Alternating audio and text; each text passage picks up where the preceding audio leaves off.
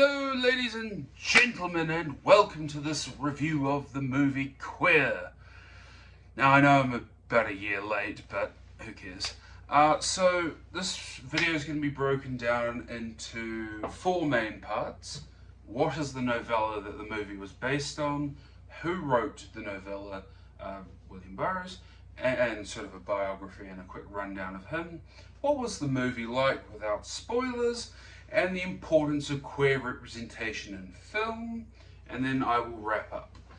So, first of all, the movie was wonderful and beautiful and touched me in a way I hadn't been emotionally prepared for.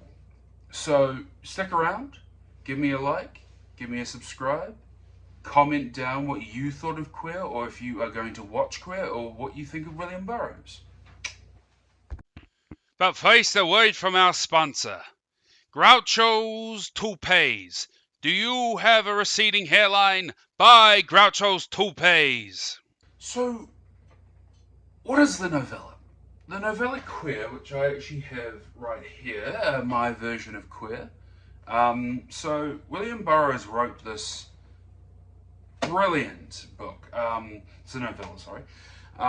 And it is essentially about his quest that happened in real life for Yahe, or ayahuasca as we now know it as. And also he wrote about this young man called Eugene Allerton in the book. And he was Burroughs' lover during the quest down into South America for Yahe. And it is tragic. So Allerton is essentially a informal sex worker for Burroughs. Burroughs is deeply in love with this young man and just cannot get him to share that love. And that is something Burroughs experienced for his entire life. This unrequited love, this non-shared love between typically younger men, not... so actually, just quickly, when the Beats refer to boys, they're referring to twinks or young men who are 18, 19, in their 20s.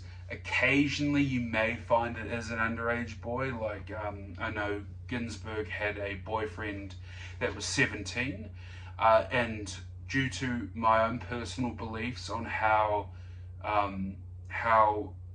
you should date, I don't, because in California the age of consent is 18, I call Ginsberg a pedophile in that situation, because I have given that label to people who abuse children or teenagers under the age of consent. I also have a moralistic standard that if you are above the age of 20, you should not be dating people whose age ends in teens.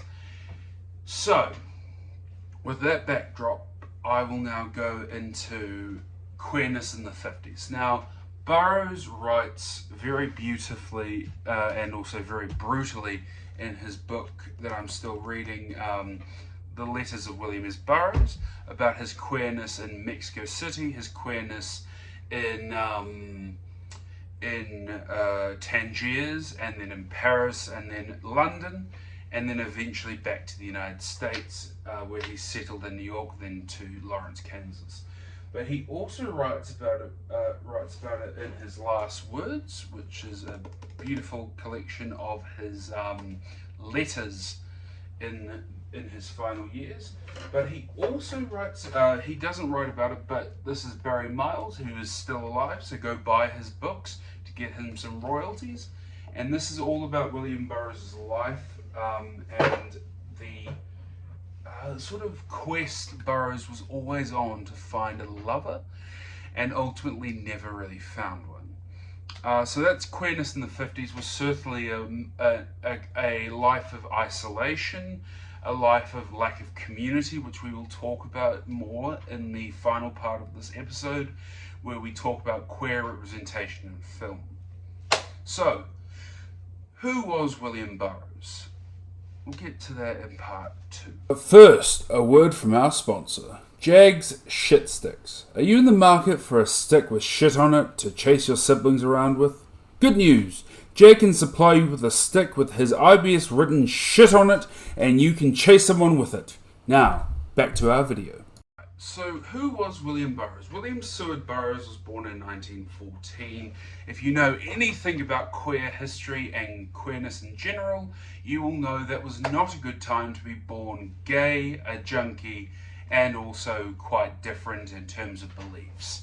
So, William Burroughs had a long life of disappointment in relationships and disappointment in finding a lover who loved him.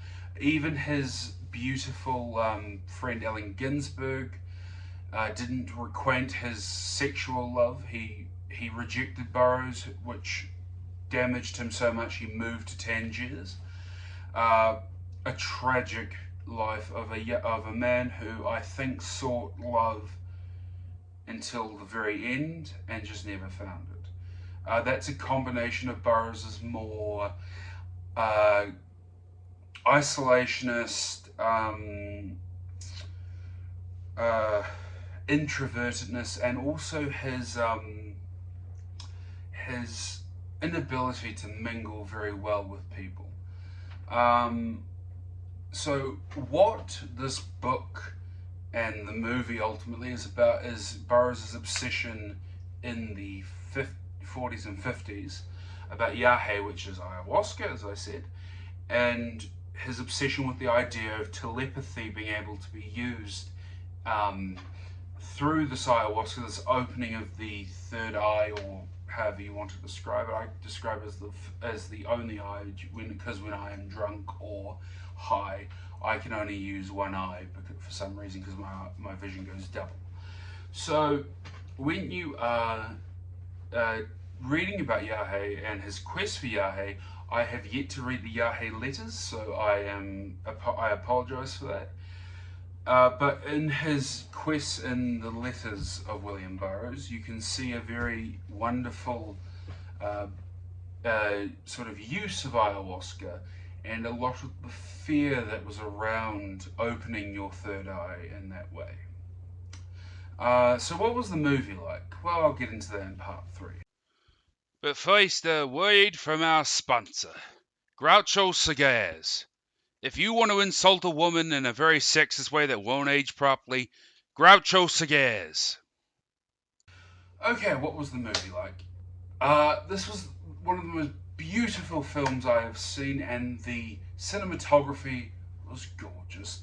The dialogue, oh my god, it felt like Burroughs was actually talking. Now, Daniel Craig doesn't use the sort of nasally voice of William Burroughs.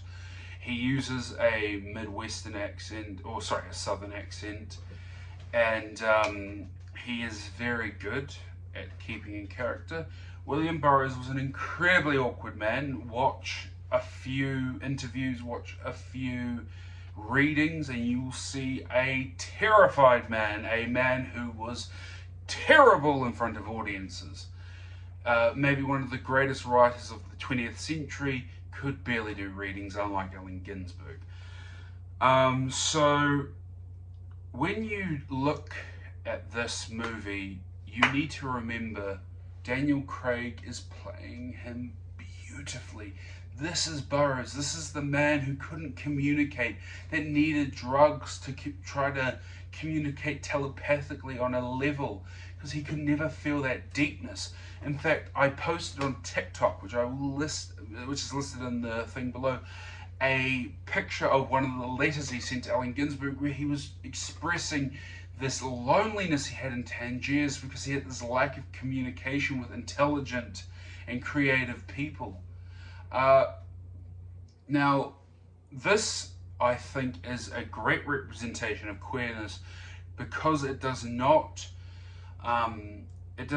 rely on stereotypes, and it doesn't rely on overly praising gay people or making William Burroughs look like the hero of the film. It reveals Burroughs'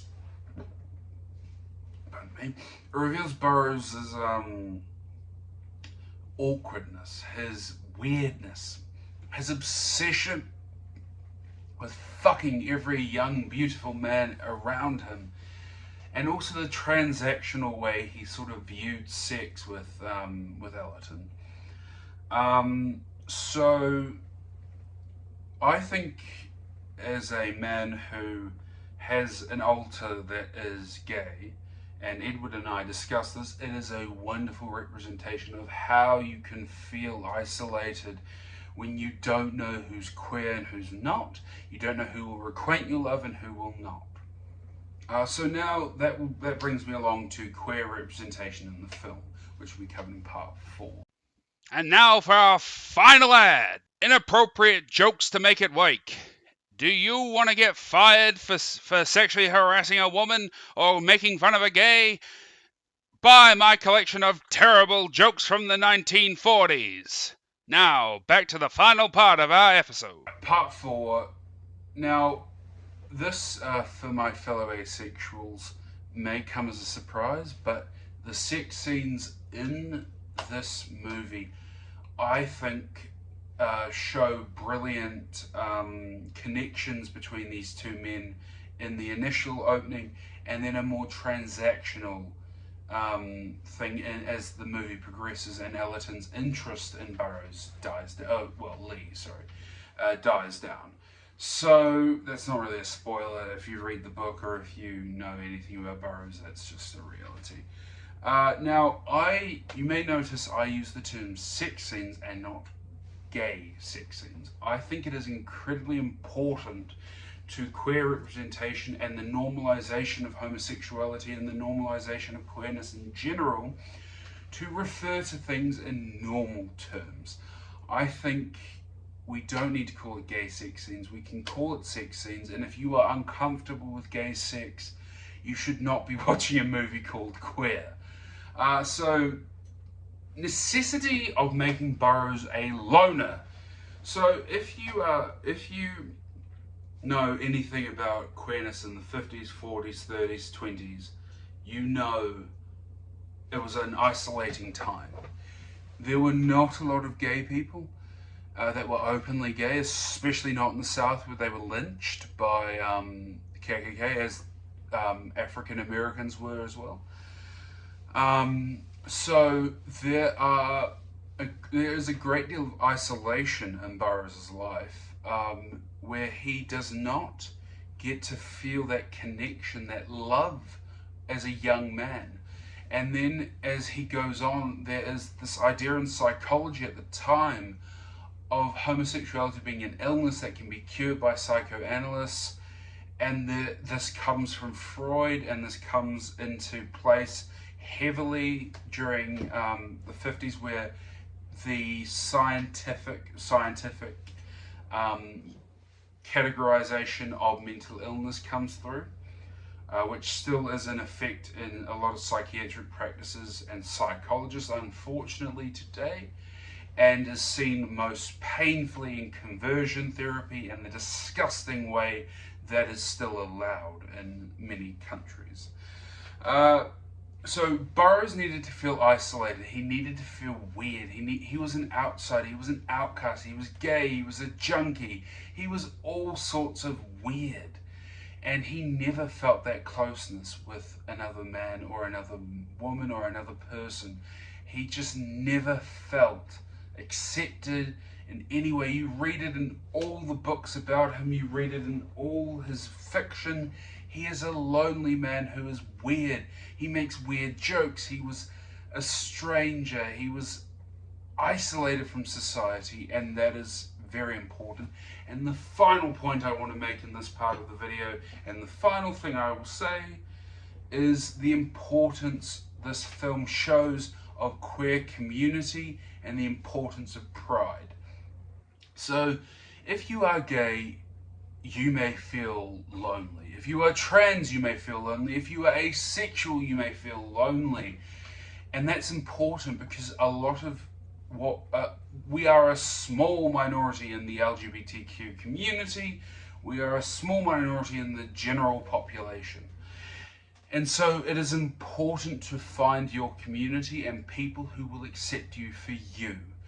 And so what I think this queer movie and this depiction of isolation in the 50s is important is to show young men, women, and they, thems, and everything in between what life will look like if we betray our trans brothers and sisters or they, thems, if we betray our lesbian and gay and bisexuals, wherever you are on the spectrum of the LGBTQ or wherever you are in the community, you need to realize ape stronger together.